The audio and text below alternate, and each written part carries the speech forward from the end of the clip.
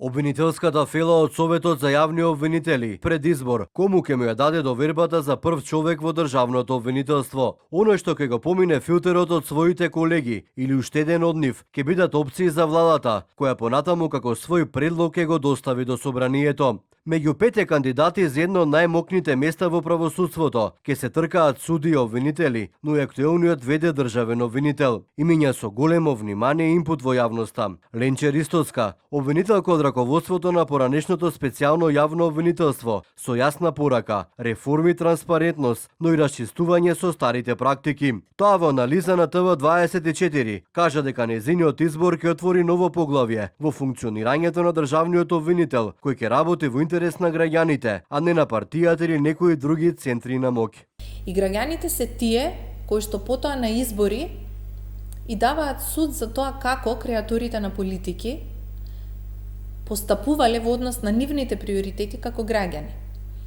И сметам дека доколку постои политичка зрелост, а јас сум вечен оптимист, морам да признам, во конкретниот случај, мојата кандидатура и те како вреди да се разгледа, ја навистина, искрено ви кажувам, јас немам отпишано варијанта дека јас нема да станам државен јавен обвинител. На кандидатската листа се најде обвинителката Лидија Рајчевиќ, на која овој е втор обид на најпрестижната обвинителска функција, откако и пропадна обидот пред 3 години кога не ја доби поддршката од колегите. Како планира обвинителката да ја врати довербата во обвинителството, кое треба да работи без непотизам и корупција, за кои самата многу пати предупредувала. Во анализа на ТВ24 изјави дека владата и обвинителството ќе се водат по објективни критериуми при изборот. Верува дека ќе одговори позитивно на предизвиците, на како што рече, нејзината идна функција.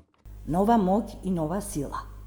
Тоа е она што јас во јавното обвинителство по ударите кои што му се нанесени, што заради формирање на посебна институција, што заради непроверен систем на минимална доверба, што заради лоши гласања во Советот, како што беше мојот, јас така го ценам, се поколебани.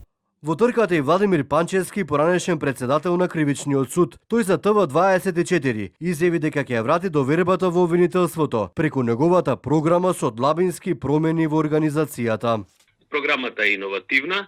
За прв пат се предвидува воспоставување на дисперзирани граѓански канцеларии, координирани од Истражен центар 24/7 јавна телефонска линија со дежурен јавен обвинител. Конечно, мојата програма е мерлива, со конкретен план на активности по години, индикатори на успех и механизми за мониторинг и евалуација.